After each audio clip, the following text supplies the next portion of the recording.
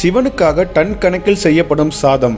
இன்னைக்கு நம்ம எங்க வந்திருக்கோம்னு பாத்தீங்கன்னா கங்கைகொண்ட சோழபுரம் கோயிலுக்கு தான். ஐப்பசி பௌர்ணமியை முன்னிட்டு இன்னைக்கு கங்கைகொண்ட சோழபுரத்துல அன்னாபிஷேக விழா நடைபெறுது. இதற்காண்டி சிவன் மேல சாத்த தான் டன் கணக்குல சாதம் செஞ்சிட்டு இருக்காங்க. இங்க அன்னாபிஷேகம் செய்ய 2 டன்னில இருந்து 3 டன் வரையும் அரிசி மூட்டைகள் வந்திருக்கு. இத பல மக்கள் தானமாவும் வழங்கியிருக்காங்க. ஒரு பெரிய பாய்லர்ல நீரை கொதிக்க விட்டு அதுல இருந்து வரும் நீராவி மூலம் தான் அரிசி சாதம் ஆகுது. இந்த அன்னாபிஷேக விழாவை பார்க்க இன்னைக்கு இந்த கோயிலுக்கு லட்சக்கணக்கான மக்கள் வருவாங்க.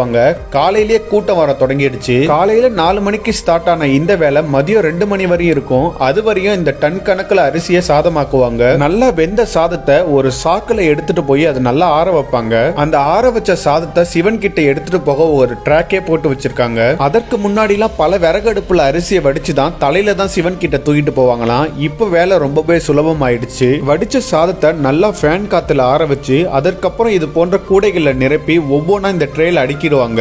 சாதம் வடிக்க வடிக்க அதை சிவன் கிட்ட கொண்டு போயிடுவாங்க. 13 அடி உயரமான அந்த சிவலிங்கத்துக்கு தொடர்ந்து அலங்காரம் பண்ணிட்டே இருப்பாங்க. இந்த ட்ரேல ஒரு குறிப்பிட்ட அளவுக்கு கூடி அடுக்குன பிறகு அதை அலேக்கா தள்ளி விடுவாங்க பாருங்க.